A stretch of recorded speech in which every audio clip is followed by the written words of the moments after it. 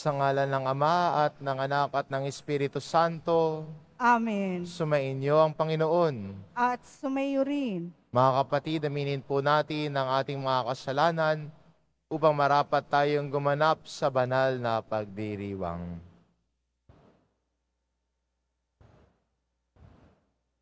Inaamin ko Sa makapangyarihan Diyos at sa inyo mga kapatid, na lubha akong nagkasala sa isip, sa salita, sa gawa, at sa aking pagkukulang. Kaya sinasamo ko sa mahal na Birheng Maria, sa lahat ng mga anghel at mga banal, at sa inyo mga kapatid, na ako'y ipanalangin sa Panginoong ating Diyos.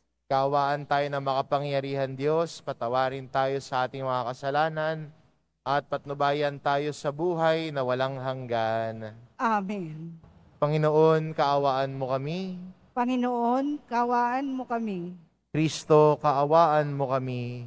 Kristo, kaawaan mo kami. Panginoon, kaawaan mo kami. Panginoon, kaawaan mo kami.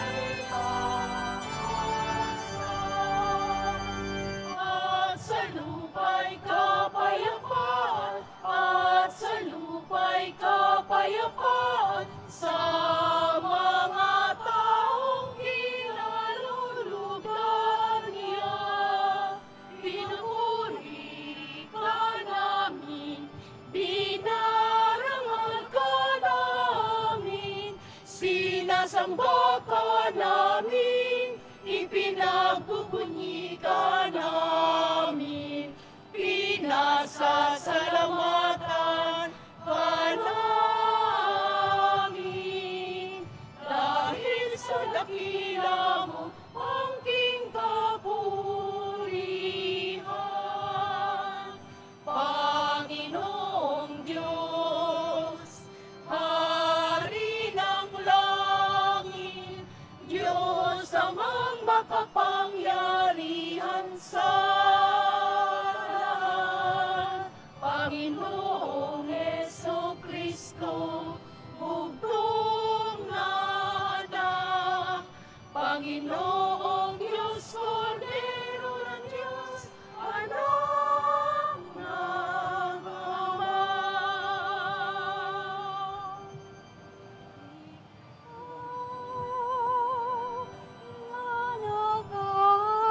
Nanagantis ng mga kasalanan ng salibutan.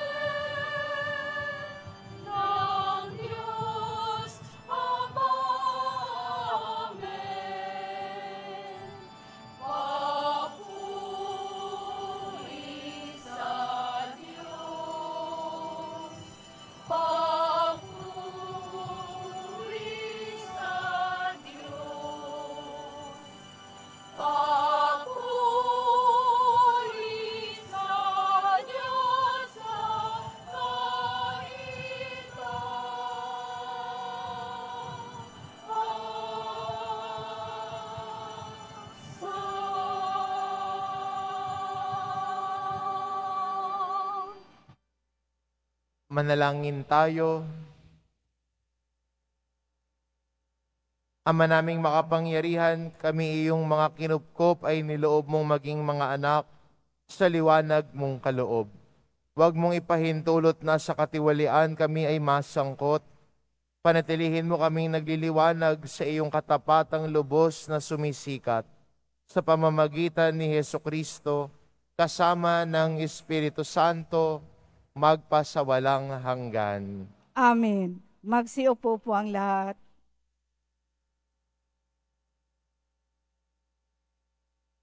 Pagbasa mula sa Aklat ng Karunungan. Ang kamatayan ay hindi likha ng Diyos. Ang pagkamatay ng alingmang may buhay ay hindi niya ikinalulugod. Ginawa niya ang bawat nilalang upang magpatuloy, at lahat ng nilalang niya ay mabuti at mahusay. Wala silang kamandag na nakamamatay. Ang kamatayan ay di naghahari sa daigdig na ito, sapagkat ang katarungan ng Diyos ay walang kamatayan. Pagkat ang tao'y hindi nilikha ng Diyos para mamatay, kundi para maging larawan niyang buhay. Ngunit dahil sa pakana ng Diablo, nakapasok ang kamatayan, at ito ang kahihinatnan ng mga napailalim sa Kanya. Ang salita ng Diyos. Salamat sa Diyos. Poong sa akin nagligtas, ang dangal mo'y aking galak. Poong sa aking nagligtas, ang dangal mo'y aking galak. O Panginoon ko, sa iyong ginawa, kita'y pinupuri, ako'y iniligtas. Kaya't ang kaaway ay di na nakuhang matuwa't magalak. Mula sa libingang daigdig ng patay, hinango mo ako at muling binuhay. Ako nakasama nilang napabaon sa kailaliman. Poong sa akin nagligtas, ang dangal mo'y aking galak. Purihin ang poon, siya ay awitan ng lahat ng tapat na mga hinirang. Iyong gunitain ang mga ginawa ng Diyos na banal. Ang kanyang ginawa ay alalahanin at pasalamatan. Hindi nagtatagal yaong kanyang galit, at ang kabutihan niya'y walang wakas. Ang abang may hapis at tigmak sa luha sa buong magdamag. Sa bukang liwayway ay wala ng lungkot, kapalit ay galak. Poong sa akin nagligtas, ang dangal mo'y aking galak. Kaya't ako'y dinggin, ikaw may mahabag sa akin, o poon, ako ay pakinggan. Mahabag ka poon, ako ay dinggin mo at iyong tulungan. Nadama ko'y galak ng iyong hubarin ang aking panluksa. Sa pasasalamat sa iyo, o poon, ay di magsasawa. Poong sa akin nagligtas, ang dangal mo'y aking galak.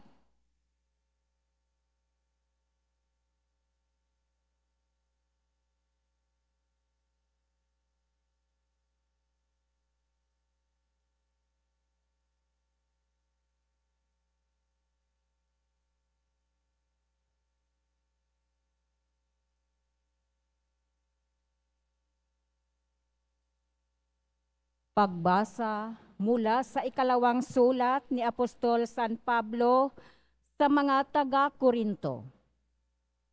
Mga kapatid, kayo'y tanyag sa pananampalataya, sa pagpapahayag, sa kaalaman, sa kasipagan, at sa inyong pag-ibig sa amin. Sikapin din ninyong manguna kayo sa pagkakawang gawa. Alam ninyo kung gaano kalaki ang pag-ibig ng ating Panginoong Hesukristo, na bagamat mayaman ay nagpakadukha upang yumaman kayo sa pamamagitan ng kanyang karukhaan. Hindi sa ibig kong magaanan ang iba at mabigatan naman kayo. Masagana naman kayo ngayon. Marapat lamang na tulungan ninyo ang mga nangangailangan. Kung kayo naman ang mga ilangan at sila'y managana, sila naman ang tutulong sa inyo. Sa gayon, pareho kayong nakatulong sa isa't isa at naganap sa inyo ang sinabi sa kasulatan. Ang nagtipon ng marami ay hindi lumabis, at ang tipon ng kaunti ay hindi naman kinulang. Ang salita ng Diyos. Salamat sa Diyos. Magsitayo po ang lahat.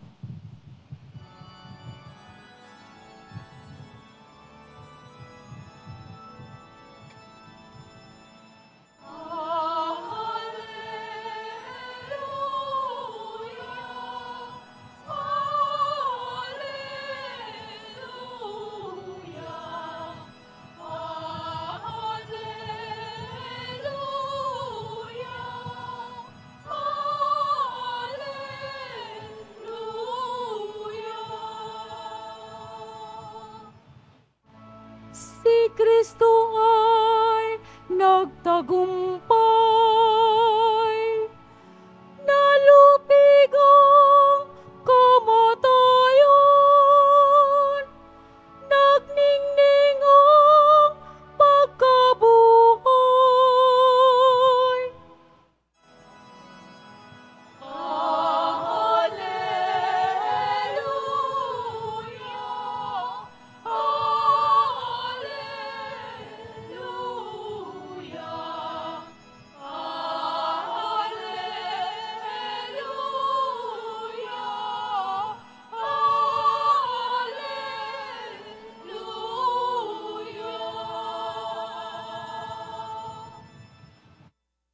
Sumainyo ang Panginoon, At sumayo rin. ang mabuting balita ng Panginoon ayon kay San Marcos. Papuri sa iyo, Panginoon. Noong panong iyon, muling tumawid si Jesus sa ibayo ng lawa ng Galilea.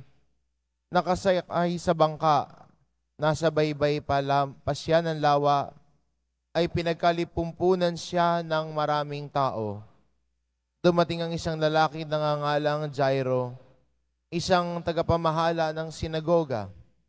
Pagkakita kay Jesus, siya'y nagpatira pa sa kanyang paanan at ang samo. Agaw buhay po ang anak kong dalagita.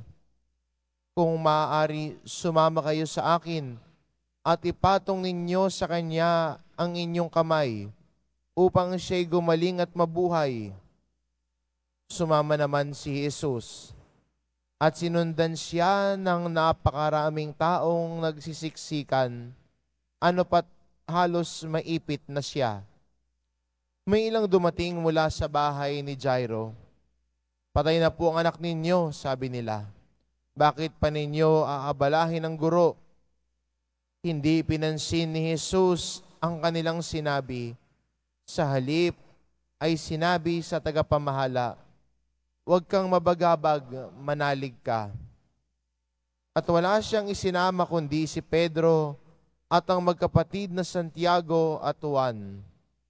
Nang dumating sila sa bahay ng tagapamahala, nakita ni Jesus na gulong-gulo ang mga tao, may mga nananangis pa at mga nananaghoy.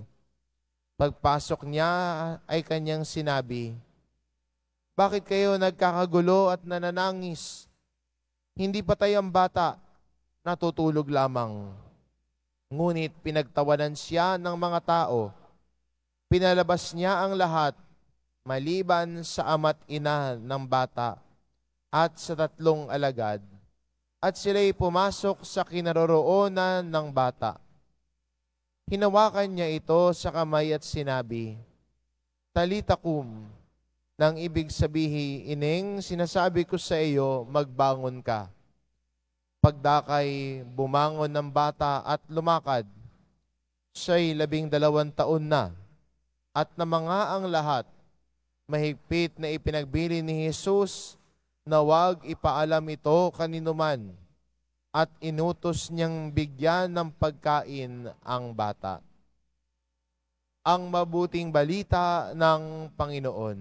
Pinupuri ka namin, Panginoong Jesucristo.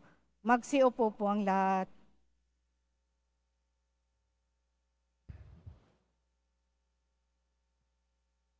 Saan ka kumakapit sa panahon na pakiramdam mo'y ubos ka na? Desperado ka na. Wala ka nang makapitan. Ang sinasabi ho ng iba, sa patalim na lang daw kakapit. Kaya 'di ba sa ating mga Pilipino, may kasabihan tayo, ang taong gipit sa patalim kumakapit. Ang dalawang tao sa ating ebanghelyo, bagamat po yung isa ay hindi nabanggit, dahil ang binasa natin sa ebanghelyo ay yung short version, dalawang tao po na masasabi nating gipit. Si Jairo na nasa punto na siya na ang kanyang anak ay nag-aagaw buhay na. At kanino siya tumakbo para humingi ng tulong? Kay Jesus. Hindi man nabanggit sa ating ebanghelyo, pero kung babasahin po natin ang buo, ay binanggit sa atin ang isang babae na dinurugo at 30 years na siyang may sakit. Nagpatingin na siya sa maraming doktor, pero imbis na gumaling, mas lalo pang lumala ang kanyang sakit. Kaya nung nakita niya dumaraan si Jesus, ang nasabi lamang niya, mahawakan ko man lamang ang laylayan ng kanyang damit, ay gagaling na ako. Nakipagsiksikan, inabot ang ilalim ng kanyang damit. Kaya maganda rin para sa atin bilang Kristiyano, na bilang mga nanalig kay Jesus, na sa oras ng kagipitan ng buhay natin, sa Diyos tayo kumakapit. Pwede namang mawalan na sila ng pag-asa eh. Pwede naman yung babaeng dinurugo, sabi niya, eto na lang, ganito na lang ako eh, wala na akong gagawin sa buhay ko. Nagpagamot na ako, wala rin naman nangyari. Pwede naman ang sabihin ni Jairo, nung dumating na yung mga kasama niya sa bahay at sinabi sa kanya, patay na yung anak mo. Pwede naman niya sabihin, Jesus, wag na po kayong pumunta. Patay na raw eh. Wala na tayong magagawa diyan. Pero, sa panahon ng kaguluhan, sa panahon na tila'y nawawalan tayo ng pag-asa, mainam po yung sinabi ni Jesus kay Jairo, nung sinabi sa kanya, napatay na yung kanyang anak, anong sinabi ni Jesus? Huwag kang mabagabag, manalig ka. Huwag kang mabagabag, manalig ka. Minsan sa paligid natin, puno ng ingay, na yung ingay na naririnig natin ay inuubos ang pag-asa natin sa buhay. May makita kang post sa Facebook na medyo negative ang dating. Ikaw din naman, nabasa mo, feeling mo, oy, oo nga, no. I should give up na lang. Oo nga, no. Bibitaw na lang ako. Hindi na ako magtutuloy sa paglalakbay ko. Suko na lang ako. Minsan, may mababasa tayo at makikita natin, lalo na sa social media, words that can really kill your hope. Minsan may mga tao rin sa paligid mo na hope killers din. Pinapatay ang pag-asa sa buhay mo. Pero ang Diyos patuloy din magpapaalala sa iyo na sa kabila ng kadiliman na yan, merong isang kislap ng pag-asa na pwedeng sumibol at pwedeng magbigay sigla sa iyong buhay. Kaya ho, yung mga pumapatay ng pag-asa mo sa Diyos, pumapatay ng pag-asa mo sa buhay mo, ilayo mo sila.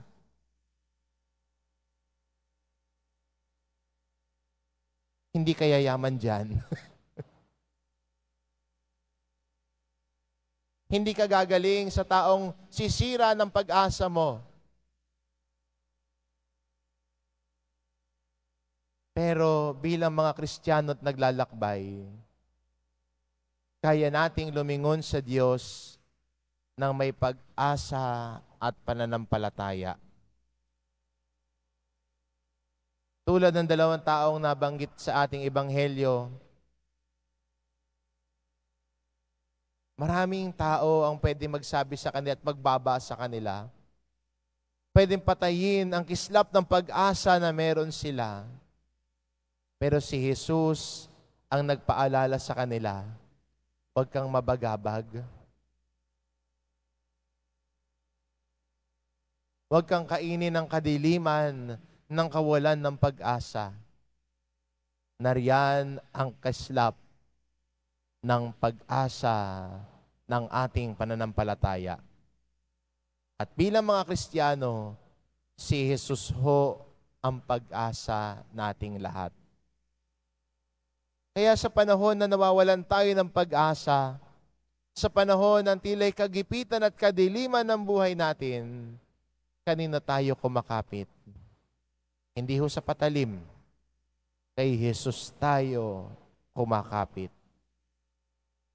Kumakapit tayo sa kanyang kamay na nababangon sa atin mula sa kawalan ng pag-asa.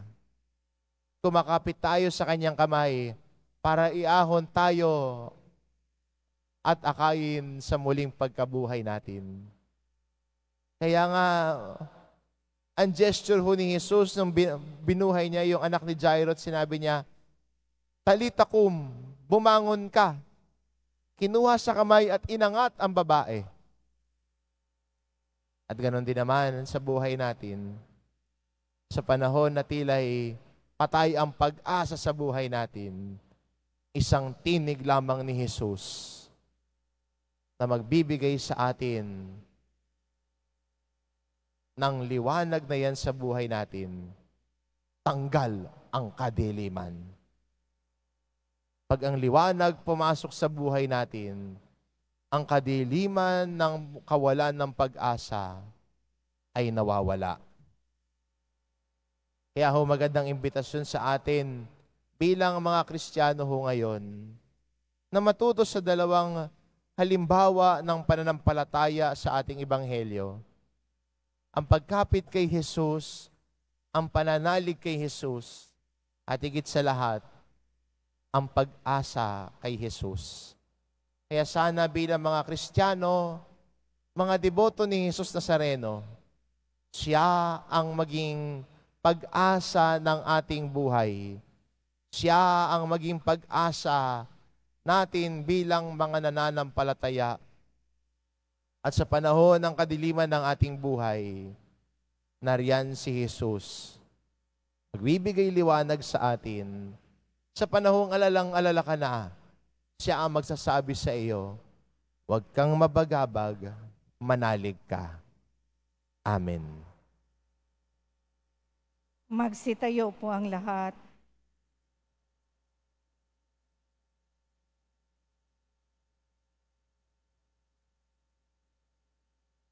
Sumasampalataya ako Sa Diyos amang makapangyarihan sa lahat, na may gawa ng langit at lupa, sumasampalataya ako kay Jesucristo, isang anak ng Diyos, Panginoon nating lahat. Nagkatawang tao siya, lalang ng Espiritu Santo, pinanganak ni Santa Mariang Birhen, pinagpakasakit ni Poncio Pilato, pinako sa krus, namatay, inilibing, nanaog sa kinaroroonan ng mga yumao, nang may ikatlong araw na buhay na maguli, umakyat sa langit, naluluklok sa kanan ng Diyos amang makapangyarihan sa lahat. Doon magmumula ang paririto at hukom sa nangabubuhay at nangamatay na tao. Sumasampalataya naman ako sa Diyos Espiritu Santo, sa banal na simbahang Katolika, sa kasamahan ng mga banal, sa kapatawaran ng mga kasalanan, sa pagkabuhay na muli ng nangamatay na tao, at sa buhay na walang hanggan. Amen. Minamahal ko mga kapatid, ipanalangin natin sa Diyos Ama ang lahat ng mga mahal natin sa buhay na may karamdaman. Magsumamo tayo at hingin natin ang kagalingan mula sa Diyos. Manalangin tayo, Panginoon ng buhay, dinggin mo ang aming panalangin. Panginoon ng buhay, dinggin mo ang aming panalangin. Para sa simbahan, ipagpatuloy nawa niya ang gawain ng pagpapagaling ni Jesus sa pamamagitan ng mga sakramento at pagkakawang gawa. Manalangin tayo. Panginoon ng buhay, dinggin mo ang aming panalangin. Para sa mga manggagamot, mga nurse, at lahat ng nag-aalaga sa may sakit. Patuloy nawa silang maging mahabagin at mapagmalasakit sa mga may sakit. Manalangin tayo. Panginoon ng buhay, dinggin mo ang aming panalangin. Para sa mga nasa buhay relihiyoso, manatili nawa silang mga aktibong saksi at tagahatid ng paghihilom sa nadulot ni Kristo. Manalangin tayo. Panginoon ng buhay, dinggin mo ang aming panalangin. Para sa ating mga natitipon ngayon, masundan nawa natin si Jesus sa pamamagitan ng pagbabahagi ng mga biyayang ating tinatanggap sa mga kapatid nating nangangailangan. Manalangin tayo. Panginoon ng buhay, dinggin mo ang aming panalangin. Para sa mga nagluluksa sa pagpanaw ng kanilang mga minamahal, makatagpo nawa sila ng paglingap mula sa Panginoong nagkaloob ng buhay na walang hanggan. Manalangin tayo. Panginoon ng buhay, dinggin mo ang aming panalangin. Ama naming banal, isinugo mo sa amin ng iyong anak upang pagalingin ang aming katawan, isip at kaluluwa. Ipagkaloob mong lagi naming pakinabangan ang kanyang kapangyarihan, magpagaling ngayon at magpakailanman. Amen. Magsiupo po ang lahat.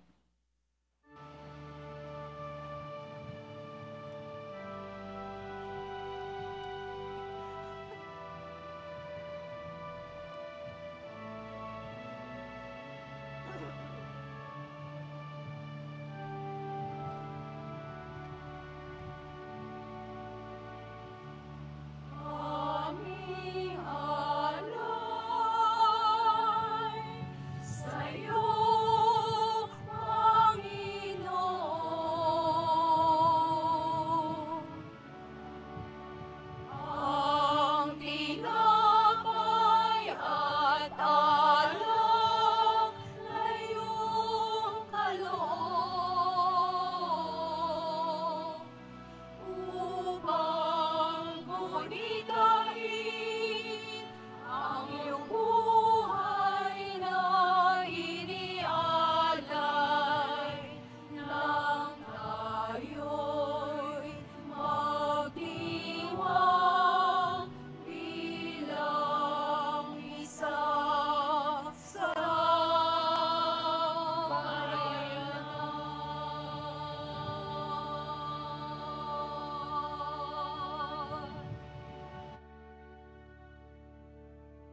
Magsitayo po ang lahat. Manalangin kayo mga kapatid upang ang paghahain natin ay kalugdan ng Diyos amang makapangyarihan. Tanggapin nawa ng Panginoon itong paghahain sa iyong mga kamay sa kapurihan niya at karangalan, sa ating kapakinabangan at sa buong sambayanan niyang banal. Ama naming lumikha kami iyong pinaging dapat gumanap sa pagdiriwang ng paghahain ng iyong pagliligtas. Ipagkaloob mong ang aming paglilingkod sa iyo ay gawing kalugod-lugod na mga alay na ito. Sa pamamagitan ni Hesukristo, kasama ng Espiritu Santo, magpa sa walang hanggan. Amen. Sumainyo ang Panginoon. At sumayo rin. Itaas sa Diyos ang inyong puso at diwa. Itinaas na namin sa Panginoon. Pasalamatan natin ang Panginoong ating Diyos. Marapat na siya ay pasalamatan. Ama naming makapangyarihan, tunay ngang marapat na ikaw ay aming pasalamatan sa pamamagitan ni Hesukristo na aming Panginoon. Lubhang nabagbag ang kanyang loob sa pagkakamali ng tao sa sansinukob, kaya't minabuti niyang siya'y ipanganak ng birheng bukod mong pinagpala sa babaing lahat. Sa labi ng imbing kamatayan, kami ay inagaw ng namatay mong anak. Sa pagkabuhay niya kami kanyang binuhay, upang kaugnayan namin sa iyo'y huwag magwakas. Kaya kaisa ng mga anghel na nagsisiawit ng papuri sa iyo, nang walang humpay sa kalangitan, kami nagbubunyi sa iyong kadakilaan.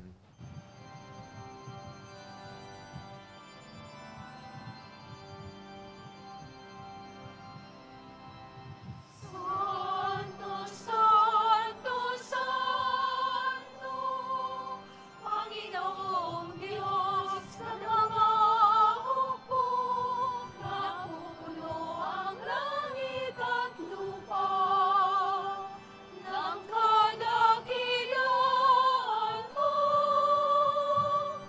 Hosana sa kaitaasan,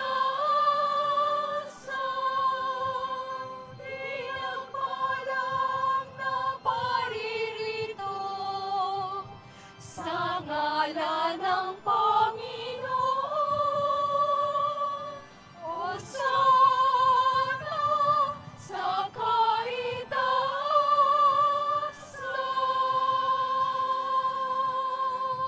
Magsiluhod po ang lahat. Ama naming banal, ikaw ang bukal ng tanang kabanalan. Kaya't sa pamamagitan ng iyong Espiritu, gawin mong banal ang kaloob na ito, upang para sa aming maging katawan at dugo ng aming Panginoong Hesukristo. Bago niya pinagtiisang kusang loob na maging handog, hinawakan niya ang tinapay, pinasalamatan kanya, pinaghati-hati niya iyon, iniabot sa kanyang mga alagad at sinabi, "Tanggapin ninyong lahat ito at kanin, ito ang aking katawan na ihahandog para sa inyo."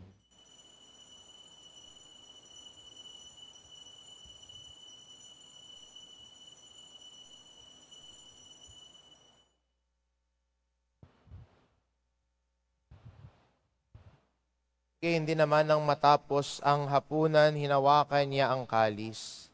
Muli kanyang pinasalamatan. Iniabot niya ang kalis sa kanyang mga alagad at sinabi, "Tanggapin ninyong lahat ito at inumin ito ang kalis ng aking dugo, ng bago at walang hanggang tipan. Ang aking dugo na ibubuhos para sa inyo at para sa lahat, sa ikapagpapatawad ng mga kasalanan. Gawin ninyo ito sa pag-alala sa akin."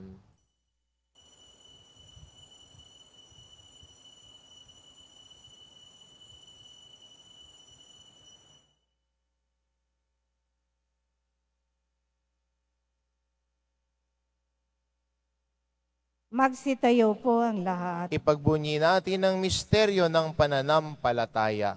Si Kristo'y namatay, si Kristo'y nabuhay, si Kristo'y babalik sa wakas ng panahon.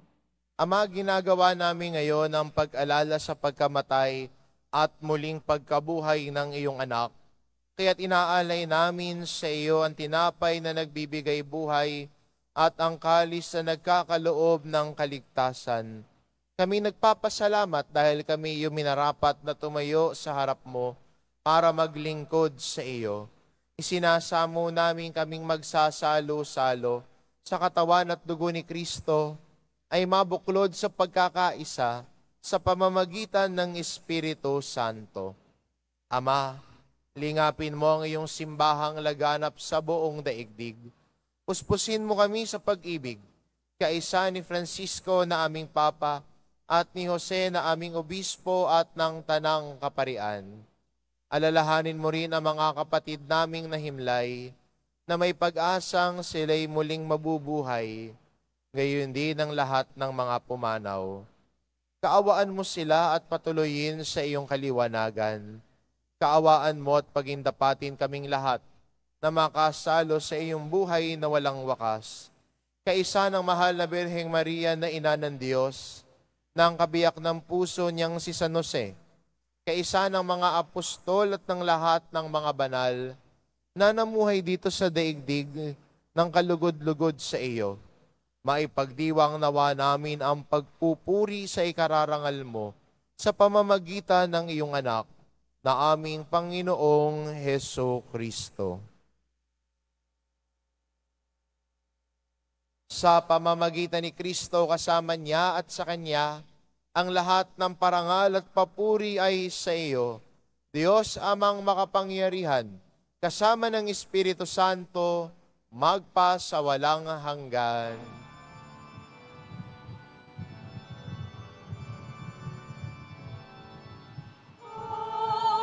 Amen. Amen. Amen.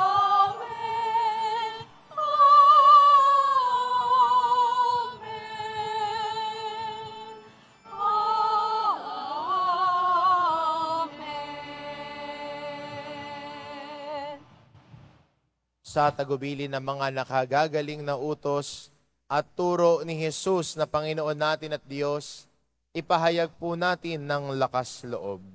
Ama namin, sumasalangit ka, sambahin ang ngalan mo, mapasa amin ang kaharian mo, sundin ang loob mo dito sa lupa para nang sa langit. Bigyan mo kami ngayon ng aming kakanin sa araw-araw, at patawarin mo kami sa aming mga sala, para nang pagpapatawad namin sa nagkakasala sa amin. At huwag mo kami ipahintulot sa tukso, at iadya mo kami sa lahat ng masama. Hinihiling namin kami adya sa lahat ng masama, pagkalooban ng kapayapaan araw-araw iligtas sa kasalanan, at ilayo sa lahat ng kapahamakan.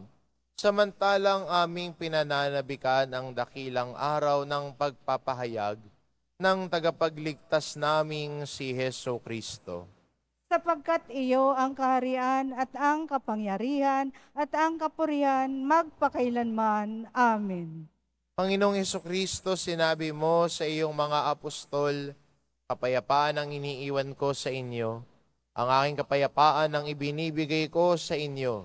Tunghayan mo ang aming pananampalataya at huwag ang aming pagkakasala. Pagkalooban mo kami ng kapayapaan at pagkakaisa, ayon sa iyong kalooban, kasama ng Espiritu Santo magpa sa walang hanggan. Amen. Ang kapayapaan ng Panginoon ay laging sumainyo. At sumayo rin. Magbigayan kayo ng kapayapaan sa isa't isa. Kordero ng Diyos na nag-aalis ng mga kasalanan ng sanlibutan, maawa ka sa amin. Kordero ng Diyos na nag-aalis ng mga kasalanan ng sanlibutan, maawa ka sa amin. Kordero ng Diyos na nag-aalis ng mga kasalanan ng sanlibutan, ipagkaloob mo sa amin ang kapayapaan. Magsiluhod po ang lahat.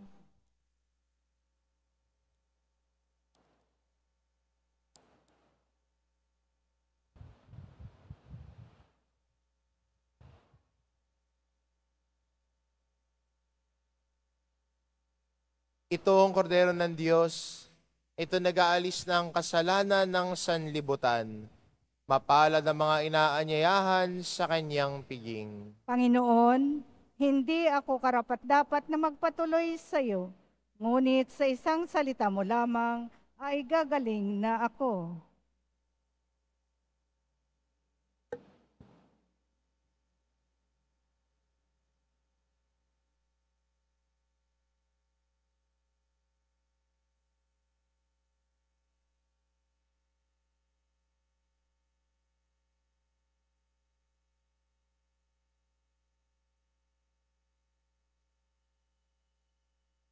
Para sa lahat ng tatanggap ng banal na komunyon, sasagot po tayo ng amin.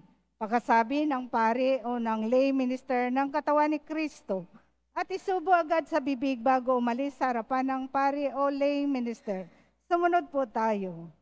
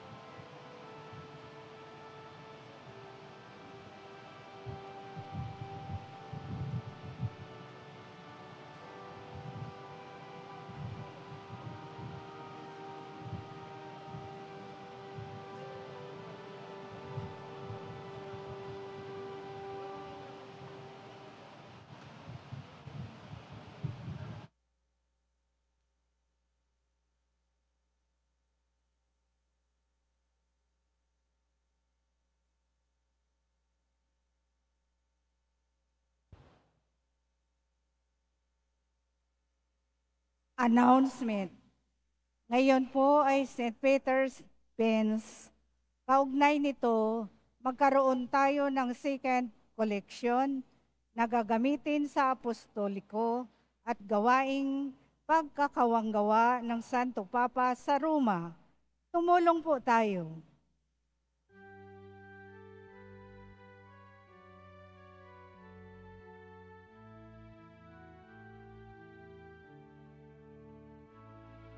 Walang sino man ang nabubuhay para sa sarili lamang. Walang sino man ang namamatay para sa sarili lamang.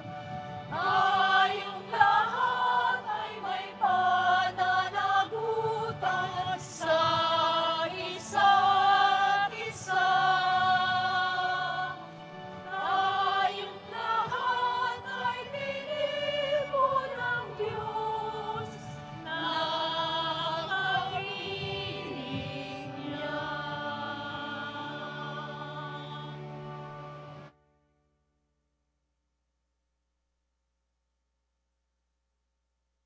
Mabibili pa rin po ang opisyal na imahe ni Jesus Nazareno. Ang mga ito po ay mabibili lamang sa ating Paris Finance Office. Pagkatapos ng misa, wiwisikan po ang lahat ng banal na tubig. Pinakikiusapan ng lahat na manatili lamang muna sa inyong mga lugar. Tanging sa Quezon Boulevard o sa Plaza San Juan lamang ang labasan ng lahat. Sumunod po tayo.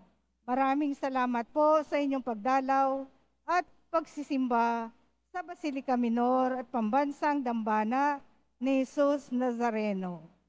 Magsitayo po ang lahat. Manalangin tayo. Ama naming mapagmahal, buhay nawa kami ng aming inihain at pinagsaluhan upang kaming pinagbuklod sa pag-ibig mo kailanman ay magkaroon ng bungang lagi naming maiaalay sa pamamagitan ni Hesukristo kasama ng Espiritu Santo magpasawalang hanggan. Amen. Sumainyo ang Panginoon. At sumayo rin. Mahal na pong Jesus Nazareno, inihayag mo sa pamamagitan ng krus ang walang maliw na pag-ibig ng Diyos sa sangkatauhan. Pakinggan mo ang kahilingan ng iyong angkan na nagsusumamo sa iyo. Makamtanawan nila ang iyong katugunan at tanggapin ang kasagutan ng may utang na loob na tinatanaw. Basbasan din po ninyo ang mga may daladala nilang imahin at dasalan sa pamamagitan ng bendisyon na ito. Naway maalala nila ang mga pangako nila noon sa binyag na ikaw ang kanilang iibigin at paglilingkuran bilang Panginoon magpasawalang hanggan. Amen. At pagpalain kayo ng ating mapagmahal na Diyos, ang Ama at ang Anak at ang Espiritu Santo. Amen. Humayo kayo, taglay ang kapayapaan ng poong Jesus Nazareno. Salamat sa Diyos.